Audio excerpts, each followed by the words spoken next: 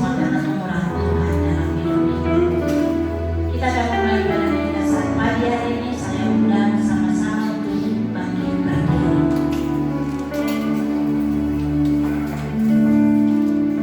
Haleluya Yesus. Ucapkanlah syukur untuk semua kebaikan Tuhan. Saudaraku yang terkasih, ketika mujizat terjadi dalam hidup kita, sakit disembuhkan, berkat melimpah, maka sangat mudah bagi kita untuk berkata Tuhan itu baik. Tuhan itu baik. Namun, bagaimana ketika semua itu tidak terjadi di dalam hidup kita? Sadarilah saudara, kita ada hari ini semua karena kemurahan Tuhan. Haleluya Yesus. Terima kasih Tuhan.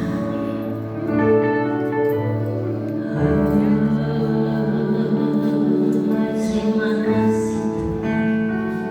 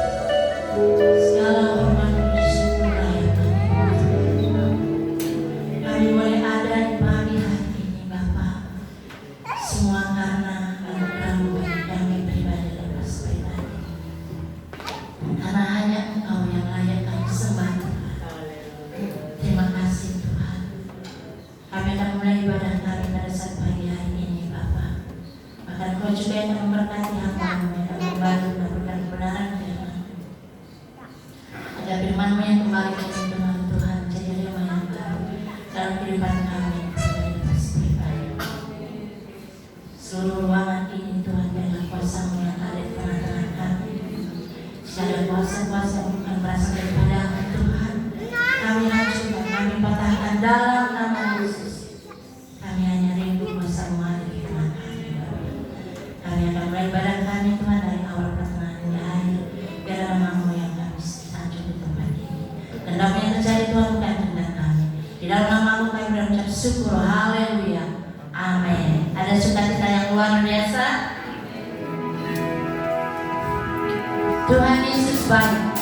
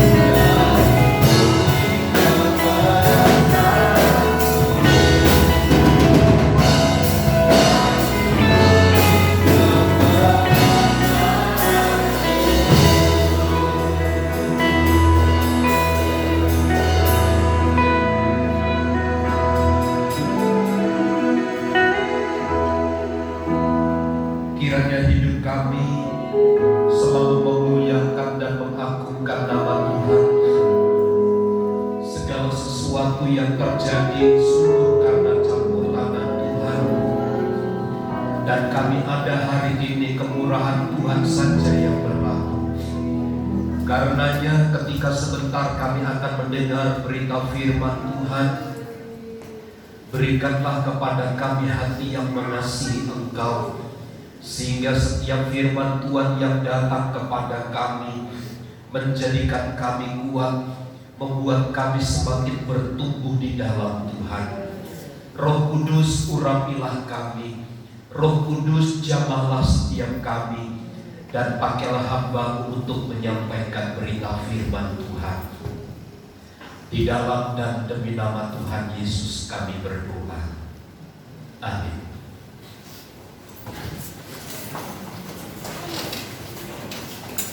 Yola, Roma ini pasien.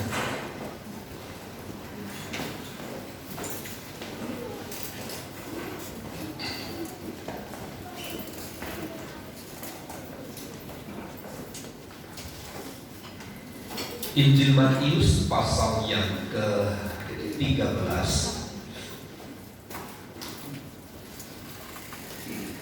Kita membaca ayat yang ke-5 sampai ayat yang ke-6. Ayat 5 sampai ayat yang ke-6. Mari kita baca ayat ini bersama-sama. Matius 13 ayat 5 sampai ayat 6, 2, 3. Sebagian jatuh di tanah yang berbatu-batu, yang lalu benih itu pun segera tumbuh karena tanahnya tipis. Tetapi sesudah matahari terbit, layulah ia dan menjadi kering karena tidak berakar. Pengertian ayat 5 dan ayat 6 itu tertulis dalam atau tertuang dalam ayat 20 dan ayat 21. Mari kita baca 2, 3. Benih yang ditaburkan ayat 20 dan ayat 21. 2, 3. Benih yang ditaburkan di tanah yang berbatu-batu ialah orang yang mendengar firman itu dan segera menerimanya dengan gembira. Tetapi ia tidak berakar dan tahan sebentar saja. Apabila dapat penindasan atau penganiayaan karena firman itu, orang itu pun segera murka. Puji Tuhan.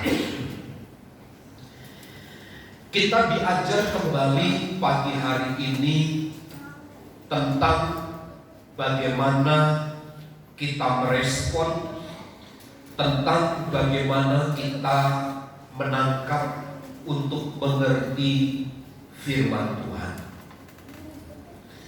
Kemarin kita belajar tentang bagaimana benih itu yang tumbuh di pinggir jalan. Hari ini kita diajar tentang bagaimana benih yang tumbuh di batu-batuan.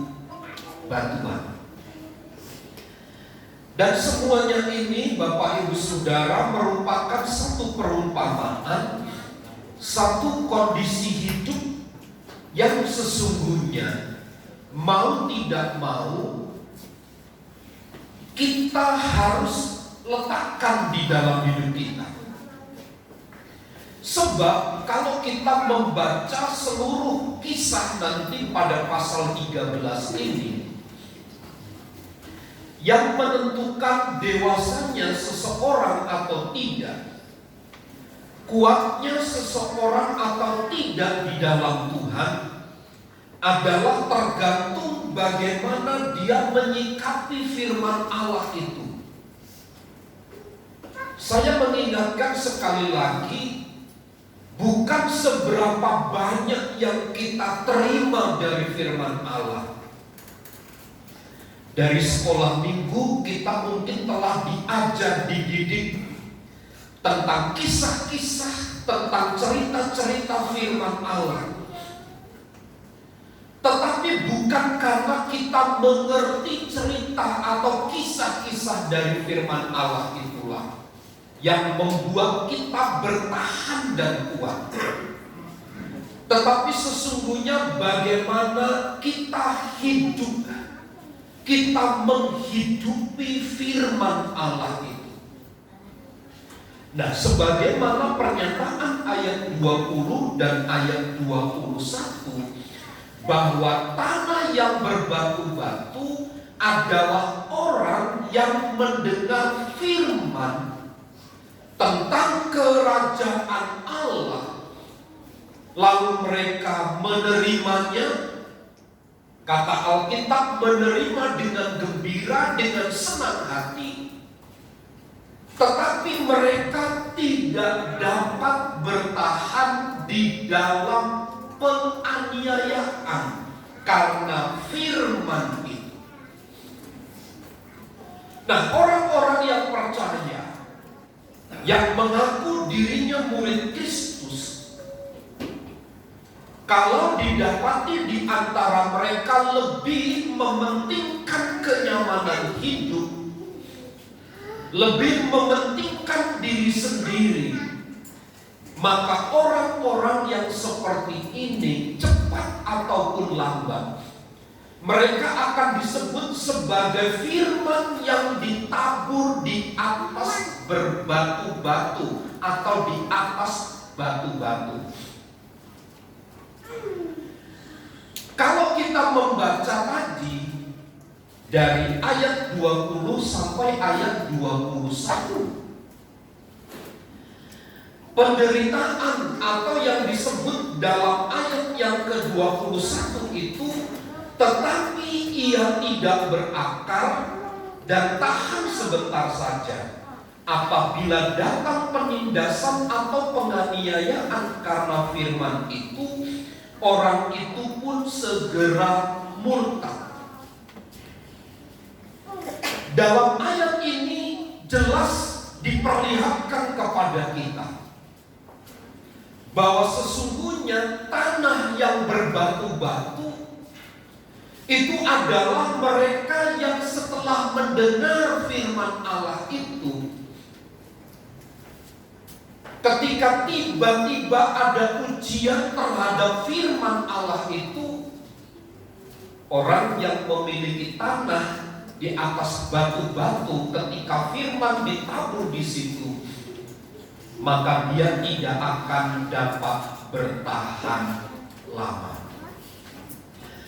Mengingat peristiwa ini, Tuhan Yesus pernah memberikan satu perumpamaan mengajar murid-murid dan semua orang percaya tentang dua dasar. Persoalannya, ujiannya adalah sama. Ada badai, ada hujan, ada banjir yang melanda. Baik orang yang mendirikan rumah di atas pasir, maupun juga orang yang mendirikan rumah di atas batu karang. Artinya kepada semua manusia, kepada semua orang yang percaya, entah dia mendasarkan hidupnya kepada hal-hal yang sementara, atau kepada batu karang yang teguh, Yesus Kristus Tuhan, mereka akan selalu menghadapi ujian. Mereka akan selalu diperhadapkan kepada mereka tantangan kehidupan. Nah, ujian dan tantangan kehidupan itu tidak lain tidak bukan adalah untuk mengkonfirmasi seberapa jauh tingkat kasih dan pengenalan mereka kepada Tuhan.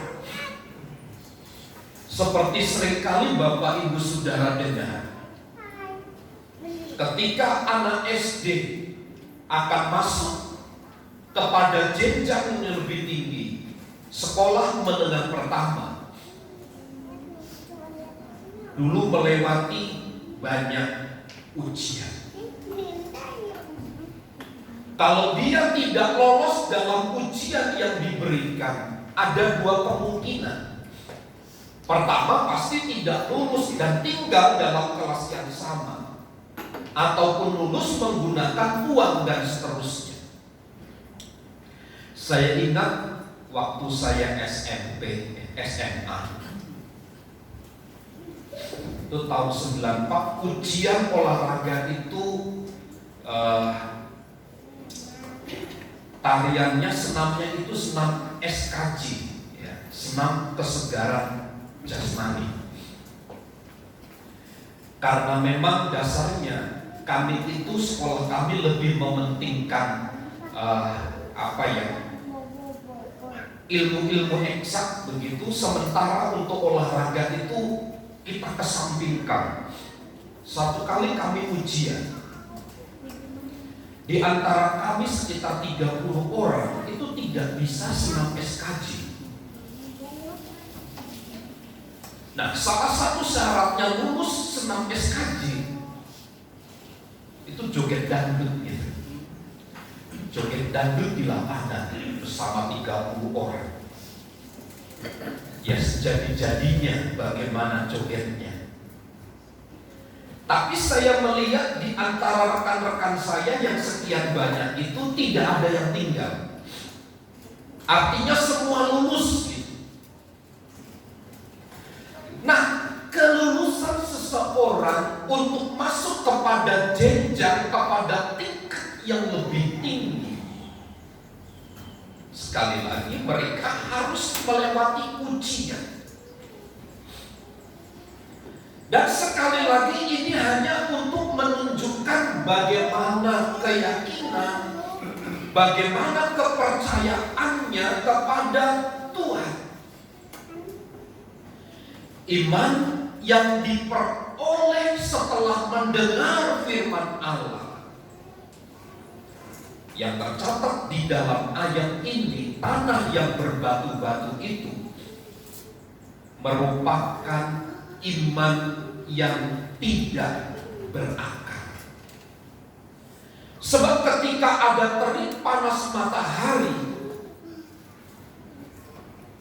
dia akan cepat layu dan lama-kelamaan pasti akan mati. Kita bisa praktekkan ini Bapak Ibu Saudara di dalam dunia nyata, di pertanian. Berikan tanah yang sedikit, lalu diperbanyak batu-batunya. Benih itu ketika ditanam, dia cepat sekali tumbuh. Seiring dengan percepatan pertumbuhannya, cepat pula dia akan menjadi layu apabila terkena panas atau sengatan matahari. Jadi mau tidak mau, setiap orang memiliki sistem hati seperti apa, dia harus melewati ujian demi ujian. Bukankah jauh-jauh hari Tuhan Yesus pernah menyampaikan begini di dalam Matius pasal 16 ayat yang ke-24.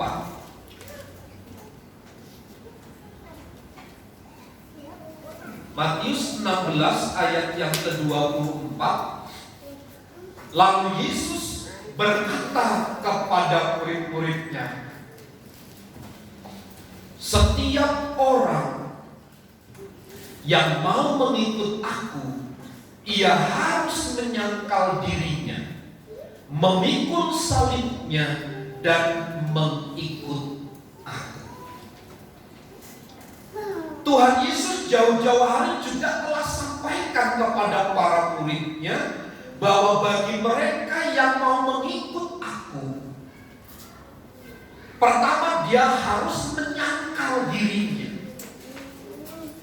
melepaskan diri dari segala kenyamanan hidup, memikul salib, mengikut jalan Tuhan. Ini adalah penderitaan. Ini adalah disebut sebagai terik matahari yang kemudian kalau seseorang tidak dapat bertahan, maka layulah ia. Ditambah oleh pernyataan Injil Matius, mereka akan menjadi murtad dan meninggalkan Tuhan. Pertanyaannya, bukankah Allah itu penuh kasih dan kemurahan? Bukankah Dia yang datang ke dunia untuk mencari orang-orang berdosa? Bukankah seharusnya ketika kita ditemukan oleh Tuhan, kita ditempatkan dalam satu sistem yang baik? Tetapi justru sebaliknya yang terjadi ketika Tuhan menemukan kita di dalam pencariannya. Justru kita harus diuji. Kita dimasukkan ke dalam area yang bertentangan dengan kehendak dan rencana kita. Itu sebabnya berkaca dari peristiwa ini, menurut saya satu-satunya alasan yang konkret adalah bahwa kehidupan orang-orang yang takut akan Tuhan harus selalu mengalami kesukaran. Bukan berarti itu bentuk kebencian dari Tuhan, tetapi adalah bentuk kasih kepada manusia yang percaya kepadanya. Seorang tua atau orang tua yang memiliki anak, kalau setiap hari anak itu dimanja, kalau setiap hari anak itu disediakan fasilitas yang mencukupi, kita tidak ajar mereka bagaimana cara mereka berjuang. Kalau kita tidak ajar mereka bagaimana mereka berusaha, bagaimana mereka harus berkompetisi di dalam dunianya, maka anak itu akan menjadi anak yang cengeng. Bukan berarti orang tua yang mengasihi anak membiarkan anaknya itu tinggal terus di dalam kenyamanan. Tidak. Sekali-kali memang harus ditegur, harus dimarah, harus dipukul, harus didisiplin. Saya ingat Bapak Ibu Saudara kisah cerita burung Raja Wali. Ketika anaknya itu sudah mulai tumbuh bulu di sayapnya, maka salah satu yang dilakukan oleh induknya itu adalah sarangnya diobrak-abrik. Sarangnya itu tidak dibiarkan utuh, tetapi kalau bisa sarangnya itu dibuang, ditiadakan. Sebenarnya ini satu nilai yang sama kepada orang-orang yang telah diketemukan oleh Tuhan itu. Mereka diajak dalam satu area di mana agar anak-anak Tuhan itu, agar kita orang yang percaya kepadanya itu tumbuh di dalam kedewasaan. Dan kedewasaan yang sesungguhnya bukan selalu diberikan kepada kita satu kenyataan yang baik, tapi harus diuji, harus menghadapi kesukaran, harus melewati kesukaran hidup dan seterusnya. Seiring dengan pernyataan Tuhan Yesus Matius 16 ayat yang ke-24, di dalam kitab Keluaran pun menyatakan hal yang demikian. Saat Tuhan berjanji kepada Musa dan kepada bangsa Israel mereka akan dilepaskan dan dibawa ke tanah perjanjian, tanah Kanaan. Tahukah Bapak Ibu Saudara, di padang gurun selama 40 tahun itu mereka harus mengalami kesukaran hidup. Bahkan mereka 40 tahun harus berputar-putar di panas terik matahari. Dan kalau malam mereka harus tinggal di dalam kedinginan. Itu adalah satu tanda bahwa bagi orang yang percaya kepada Kristus pun sudah mendapatkan janji tanah Kanaan, tetap mereka harus menghadapi kesukaran. Nah, kitab Keluaran dalam hal ini mengajar kita betapa pentingnya satu tujuan dengan kesukaran yang kita capai di dalam hidup kita ini. Sebab kesimpulan saya sederhana begini: pencapaian tujuan hidup kita tanpa adanya kesukaran, tanpa adanya halangan dan rintangan, hanya sekedar akan menjatuhkan kita saja. Tapi justru orang-orang yang setiap hari bergumul dengan kesulitan, orang yang setiap hari bergumul dengan kesukaran, mereka yang bertahan. Pada waktu saya jemput anak saya di sekolah, ada seorang bapak begini, "Pak, menurut medis," katanya gitu, menurut keyakinan bapak, orang umur 45 sampai 50 adakah yang hamil gitu. Saya bilang, kalau di kota mungkin sulit. Kenapa, Pak? Karena makan kimianya terlalu banyak. Mungkin kalau di kampung masih bisa. Mama saya itu melahirkan Yason umur berapa, Kas? 40 berapa? 40 lebih melahirkan Yason gitu. Dan tetangga saya itu yang di ujung, yang namanya anaknya Sarno ya, Kas, itu kalau melahirkan tanpa bidan, dia melahirkan seorang diri. Bapaknya teladan, tiba-tiba sudah ada bayi gitu di rumah. Nah, di rumah dia cuci sendiri kotorannya, habis melahirkan.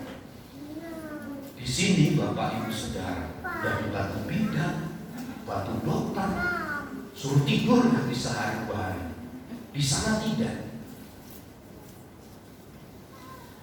Pertanyaannya, kenapa? Karena mereka lebih banyak menghadapi kesukaran. Makan seadanya, Bapak Ibu. Kita makan di sini, aduhai, uyuhai, semua kita makan. Di kampungnya, di kampung apa sih yang ada? Nggak ada. Kecuali sekarang mungkin sudah ada kemajuan ya. Sekarang mungkin sudah ada kemajuan, Indomaret sudah masuk, Alfamart sudah masuk kampung, dan seterusnya. Tapi kan juga bagaimana daya beli masyarakat itu mempengaruhi.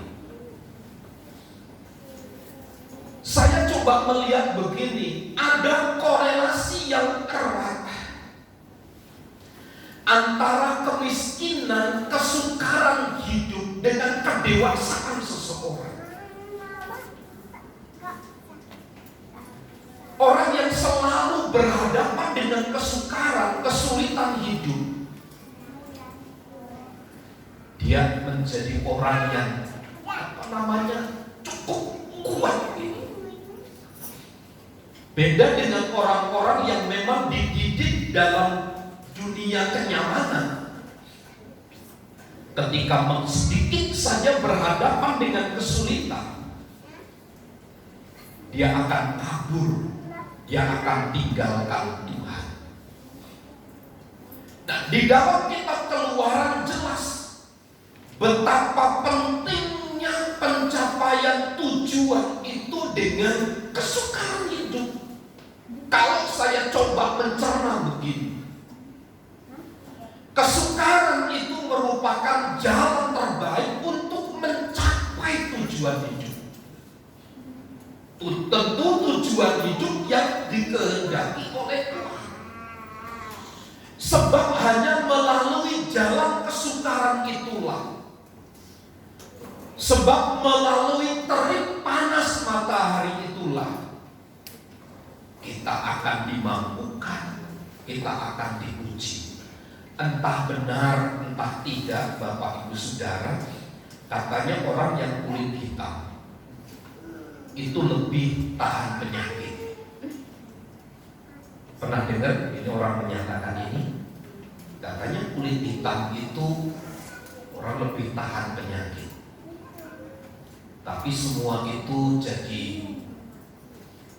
konsep itu jadi runtuh ketika ada COVID ini. COVID ini kan waktu mau datang ya virus, ini kulit hitam, saya menghindarkan. Ya. Mau kulit hitam, sawo matang, mau kulit putih, semuanya dilibas. Tapi dalam kurun waktu tertentu saya selalu mempercayai ada intervensi Tuhan di dalam kesukaran hidup kita. Itu sebabnya kekuatan seseorang itu berbeda. Dia diuji atau tidak. Kalau kekuatan seseorang berdasarkan ujian, dia akan bertahan dengan baik. Tetapi kalau dia dewasa, karena dikarbit, karena dipaksa menjadi dewasa, maka seseorang itu tidak akan mencapai tingkat kedewasaan yang dikehendaki oleh Tuhan. Saya mendengar begini Bapak Ibu Saudara, ketika Tuhan berjanji kepada bangsa Israel bahwa ada tanah perjanjian yang akan diberikan kepada mereka, mereka tidak secara berduyun-duyun langsung tinggal menempati daerah Kanaan. Kanaan itu masih dikuasai oleh orang Enak, kata Alkitab. Orang Enak itu adalah orang raksasa, orang tinggi besar, orang-orang yang memiliki kepandaian di dalam berperang, orang-orang yang memiliki kubu-kubu pertahanan yang cukup kuat. Tanah yang seperti itulah yang dijanjikan oleh Tuhan kepada bangsa Israel. Artinya perjanjian dari Allah kepada mereka tentang kehidupan yang baik itu mereka harus tetap perjuangkan. Mereka tidak boleh berdiam diri. Mereka tidak boleh hanya sekedar mengayun-ayun kaki lalu berhayal mendapatkan sesuatu, tidak. Tapi mereka harus berjuang. Mereka harus menghadapi semua kesulitan-kesulitan hidup yang dipercayakan kepadanya. Saya semalam mendengar di Facebook Pak Jokowi itu cerita. Dia kan punya perusahaan kayu ya di Solo, karyawan banyak, sudah go internasional gitu. Jadi ukiran dia, barang dia sudah. Nah dia berharap dari beberapa anaknya itu meneruskan gitu. Dari beberapa anaknya itu meneruskan usahanya, tinggal masuk saja. Dia bilang alangkah terkejutnya ketika anak kedua atau anak pertama datang kepadanya, katanya berkata, "Pak, saya mau berusaha bikin martabak." Dalam image-nya jual martabak berapa sih keuntungannya? Ini loh, sudah ada perusahaan yang siap gitu. Tinggal mengembangkan saja, tinggal masuk saja. Tapi anaknya lebih kepada membuka usaha baru jualan martabak. Singkat cerita, di dalam kisah itu disebut sekarang penghasilannya berkali-kali lipat dari usaha yang telah dibangun oleh ayahnya. Di mana sebenarnya letak keberhasilannya? Nilai dari sebuah perjuangan itu. Karenanya menurut saya penting, Bapak Ibu Saudara, seseorang yang memiliki hati seperti tanah yang berbatu-batu. Mereka menerima firman, tetapi tidak siap dengan firman itu sendiri. Akan ada terik matahari yang menyinari, sehingga itu bisa memungkinkan untuk melayukan pemahaman kita tentang kebenaran Tuhan. Tapi Bapak Ibu Saudara, tidak selamanya terik matahari itu melayukan. Tapi di satu sisi, terik matahari itu dibutuhkan bagi tanaman, bagi proses untuk mencerna makanan. Karenanya sekarang tinggal bagaimana hati kita di dalam menerima firman itu. Apakah sekarang kita bergembira, senang? Tapi ketika ada ujian, kita menjadi loyo, kita menjadi lesu. Nah, menurut saya ada golongan yang kedua, tipe orang yang seperti ini, yang memiliki tipe berhati seperti tanah berbatu, adalah mereka orang yang mendengar firman Allah. Mereka memiliki semangat begitu besar, tetapi semangatnya itu belum terpuji. Bapak Ibu, waktu kita beli Coca-Cola, kita beli, lalu kalau kita iseng, kita kocok begitu, lalu kita buka, pasti akan sodanya itu seperti membuat ledakan, gas, dalam waktu yang singkat, cepat. Ini adalah dipakai satu gambaran yang meluap-luap, gambaran yang berapi-api, memiliki semangat yang begitu besar. Tetapi Bapak Ibu bisa lihat dalam kisah itu hanya dalam waktu sesaat saja. Tidak ketika kita buka botol Coca-Cola itu terus begitu, tidak. Hanya sebentar.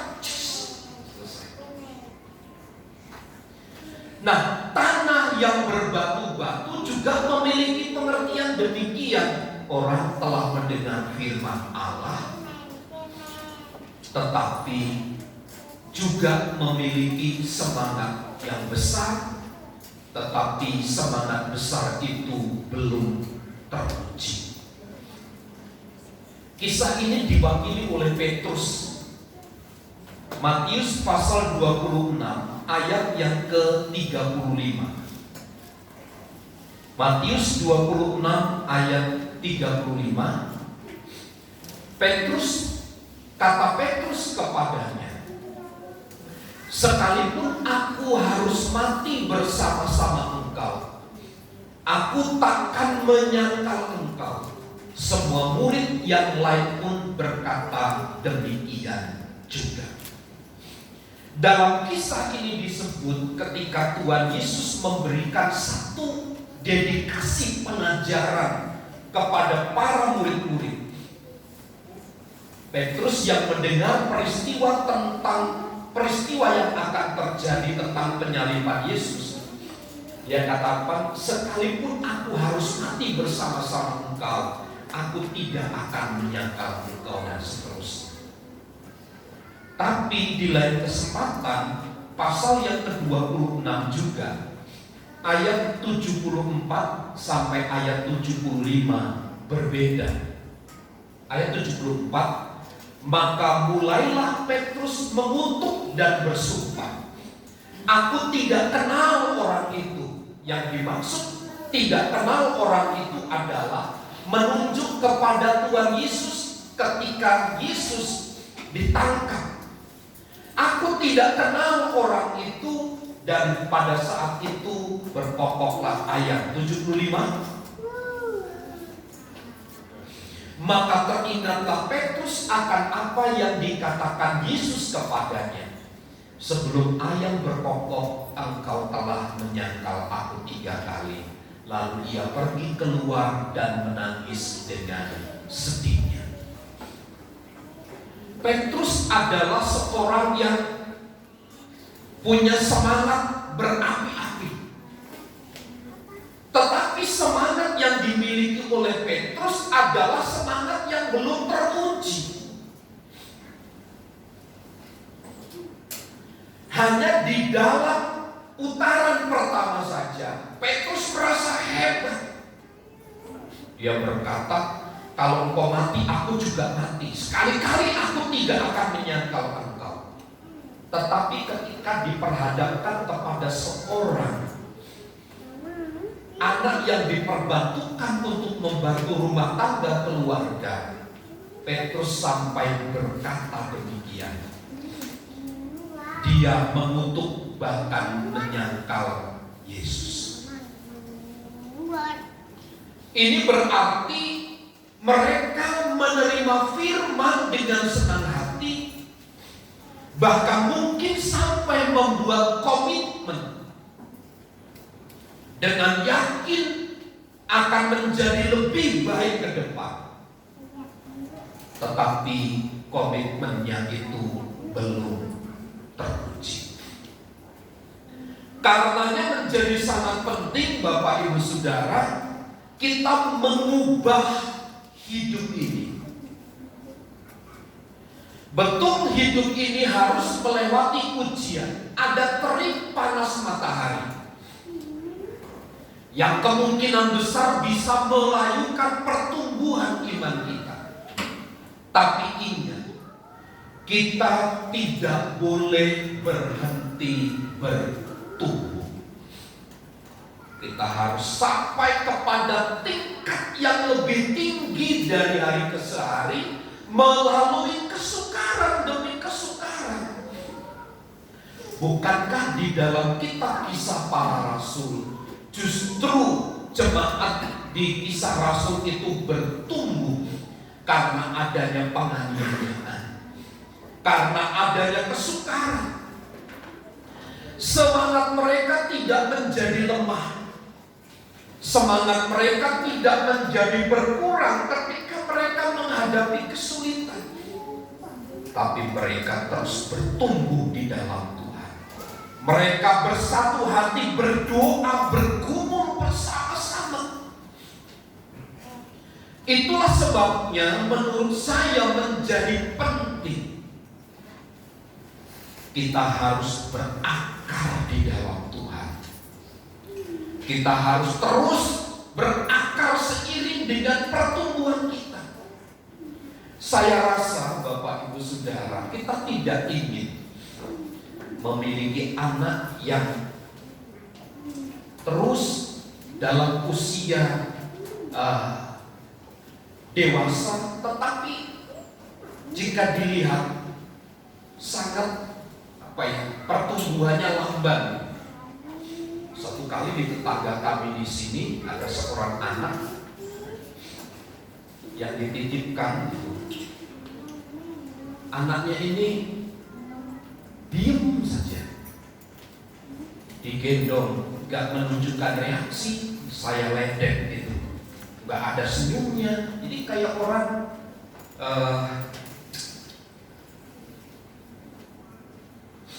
orang dewasa, tetapi dia masih bayi, masih kecil gitu. Umur 1 tahun itu belum bisa apa-apa, digendong itu loyo. Lalu ibu gembala bilang itu stunting gitu ya. Jadi katanya kurang gizi atau apa? Gagal pertumbuhannya. Saya bilang ketika digendong, saya bilang, Bu, kasih di puskesmas itu.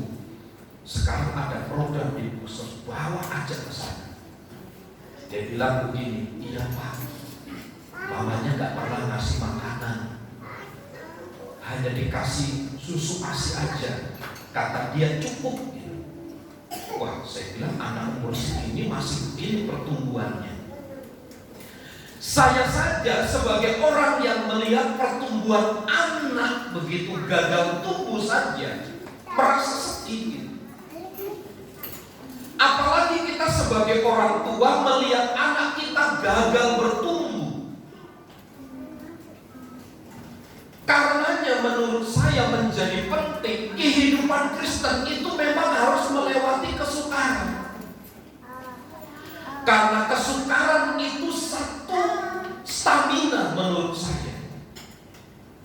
Kesukaran yang dipakai oleh Tuhan untuk membuat kita kuat, untuk membuat kita bertumbuh kuat. Saya meyakini Bapak Ibu Saudara, ketika kita setia saja dengan panggilan kita, kita setia dengan kehidupan yang Tuhan percayakan kepada kita, sambil kita mencapai kepada tujuan yang dikehendaki oleh Tuhan, kita bekerja dan berusaha dengan baik, pasti satu waktu, satu kesempatan, kita akan menjadi anak-anak Tuhan yang dewasa. Tak melalui kesukaran apa namanya, tapi kita akan sampai kepada titik tertentu seperti yang Tuhan kehendaki. Sekali lagi, jemaat di Kisah Rasul, mereka bertumbuh karena mereka mengalami kesukaran dan aniaya.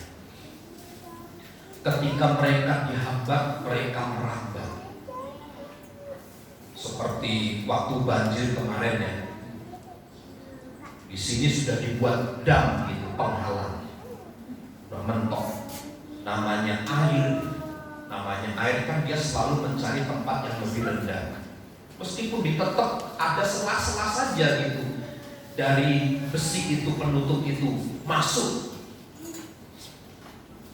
Maksud saya adalah begini Bapak Ibu Saudara, bagaimanapun caranya, seberat apapun kesukaran, kesulitan yang kita alami, seberapa hebat terik matahari yang menyinari hidup kita, tanda petik mungkin itu bisa melayukan kita, bisa membuat kita gagal bertumbuh. Tetapi di sini yang menentukan adalah kekuatannya. Kita memiliki dasar yang kuat. Itu sebabnya jangan pernah berhenti berharap kepada Tuhan. Selalu datang kepada Tuhan. Termasuk di dalam perhimpunan-perhimpunan ibadah seperti inilah, iman percaya kita semakin bertumbuh. Tuhan Yesus berkata kepada murid-muridnya, mereka bagaikan domba di tengah-tengah serigala. Tuhan Yesus tidak bilang kamu serigala di tengah-tengah serigala gampang. Tapi mereka adalah domba yang lemah di tengah-tengah serigala. Setiap saat ada kemungkinan untuk diterkam oleh serigala. Setiap saat ada kemungkinan untuk gagal. Tetapi Tuhan pasti akan memampukan dan menguatkan kita untuk terus berdiri dari kegagalan-kegagalan yang kita alami. Saya terlalu percaya firman Allah itu akan bertumbuh di dalam hidup kita, akan akan terus menghasilkan kedewasaan. Meskipun sekali lagi tanda kedewasaan diuji oleh kesukaran demi kesukaran. Untuk sesaat mungkin tidak enak, tidak nyaman, menyakitkan. Tapi ada satu kesempatan kita akan menikmati semua itu. Kesukaran kita anggap sebagai satu perjalanan. Seperti virus ini, Bapak Ibu Saudara, jauh-jauh hari kita sudah dibilang kita harus akrab dengan virus. Dulu kita mungkin kuat, sekarang karena angin sedikit, lemah, pilek, batuk, dan seterusnya. Kita harus selalu ada, virus tidak akan hilang, tapi dia tetap ada di dalam kita. Tapi sekarang bagaimana cara kita mengkondisikan tubuh untuk melawan virus itu? Sama dengan keimanan kita kepada Tuhan. Kita tidak tinggal di dalam kebersamaan selalu terus. Di dalam bersama-sama pun ada yang berbeda. Nah, di dalam kesukaran-kesukaran karena perbedaan itulah dimungkinkan kita gagal. Tetapi Tuhan akan menguatkan dan memampukan kita sampai kepada titik terakhir pengiringan kita kepada Tuhan. Tuhan Yesus memberkati. Saya mengundang pelayan musik untuk maju ke depan.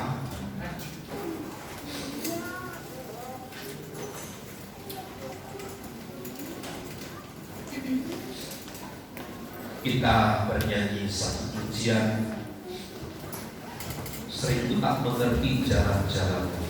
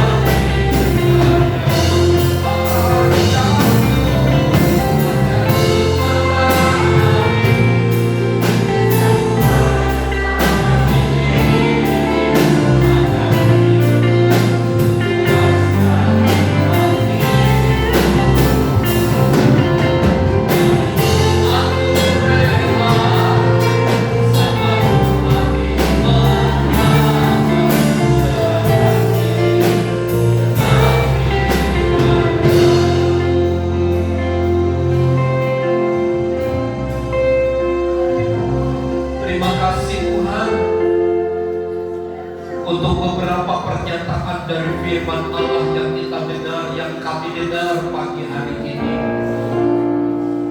Mungkin kami sulit mengerti, sulit memahami mengapa kami melewati kesukaran demi kesukaran untuk mengiring dan mengikut Tuhan?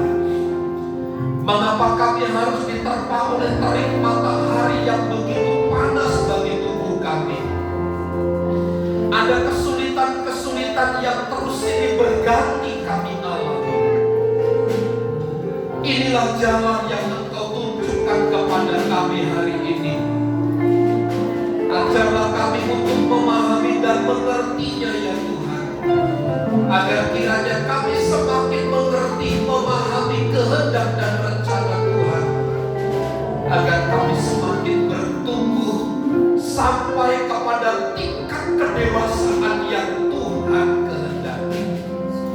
Sekiranya mungkin ada di antara kami hari ini sedang mengalami kesukaran hidup, hiburkan kami dengan firman-Mu, teguhkan kami dengan kuasa firman Allah, agar kami semakin kuat, kami bertahan, kami terus berdiri di atas kebenaran Tuhan.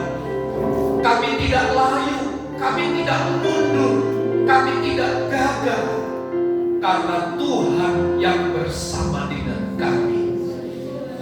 Hamba mohon kekuatan kuasa Allah menyertai kami sekalian, sehingga kami menjadi umat-umat yang bertumbuh ke arah Tuhan menurut kekayaan dan kemuliaan dari Tuhan. Terima kasih untuk firman Tuhan yang telah kami dengar. Kiranya Engkau memberkati kami dengan berlimpah-limpah. Kami terima berkat firman-Mu dengan hati bersyukur. Di dalam nama Yesus kami berdoa. Setiap kita yang diberkati bersama katakan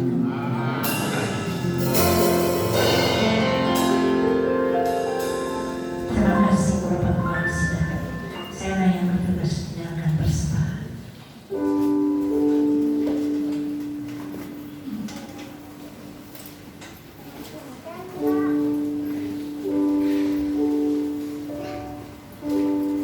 Kita bersatu dalam doa. Terima kasih Bapak, terima kasih Yesus. Terima kasih untuk melalui firman-Mu yang telah kami dengar Tuhan. Sehingga kami jadi pelaku firman-Mu dalam kehidupan kami. Kamilah habitat Yesus. Kita kami akan jalankan persembahan kami Bapa, bersama kerajaan-Mu. Berkati kami semua Tuhan. Berkati dalam usaha dan pekerjaan kami. Terima kasih Bapa karena menjadi kepada kami. Di dalam nama-Mu kami mengucap syukur. Haleluya. Amin.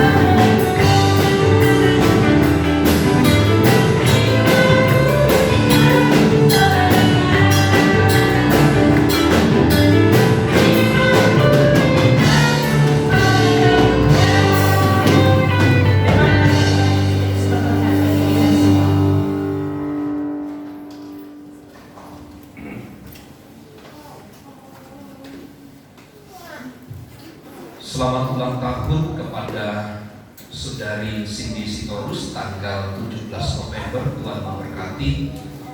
Bapak Rocky Warai tanggal 19 November, Tuhan memberkati. Ibu Henny Kelvin, ya, Tuhan memberkati tanggal 20. Selamat atas diwisudanya Bapak Hasiman Juntak, gelar sarjana hukum. Tuhan Yesus memberkati.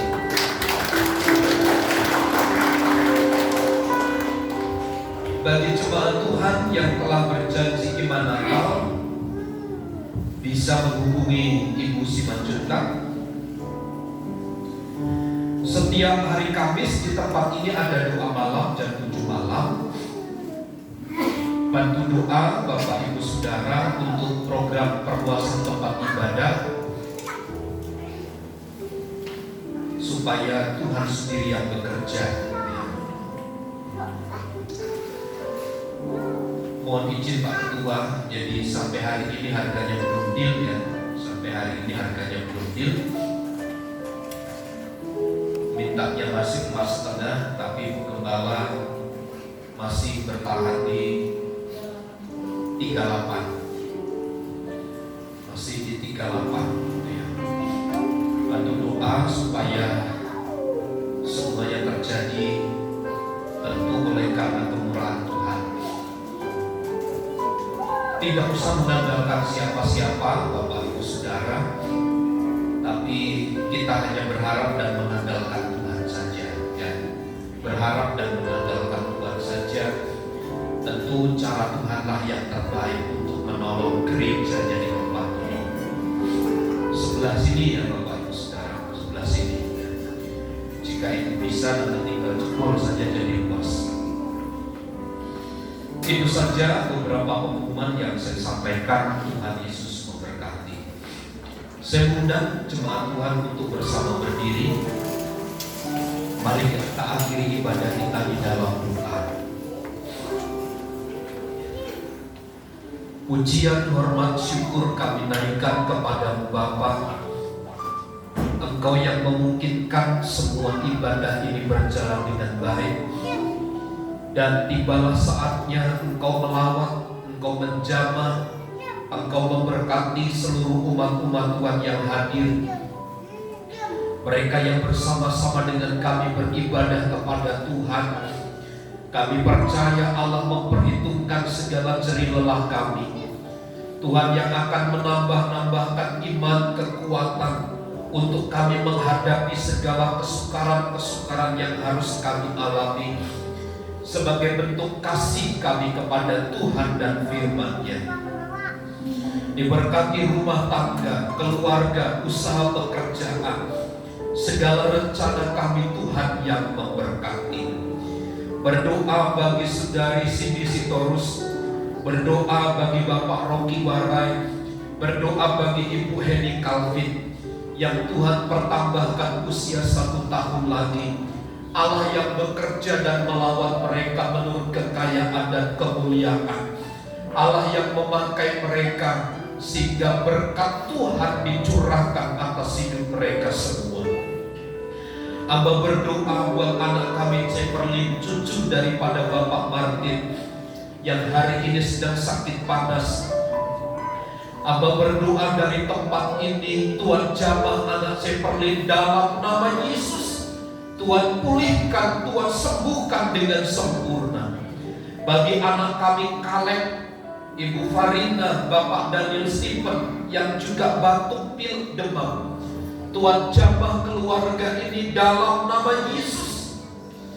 Bapak Simanjuntak yang sedang terbaring sakit, kiranya Allah yang melawat dalam jamahan kuasa-Mu dalam nama Yesus, Tuhan pulihkan, sembuhkan. Saudara WB yang sakit bagian kaki, Tuhan jamah sembuhkan dalam nama Yesus. Jemaat Tuhan yang sakit, Tuhan pulihkan dalam nama Yesus. Aba berdoa bagi Saudari Jessica Tuhan, rencana pada tanggal 24 bulan ini akan mengikuti tes untuk masuk perkuliahan, Tuhan sertai. Tuhan berikan hikmat pengurapan dari Roh Kudus menyertai hidupnya. Tuhan memberkati dengan kepintaran, hikmat, marifat dari Allah, sehingga Jessica dapat mencapai tujuan dengan pertolongan dari Tuhan. Seluruh umat-umat-Mu dan kami yang hadir dalam ruangan ini, berlimpahlah kasih setia dan pertolongan Tuhan.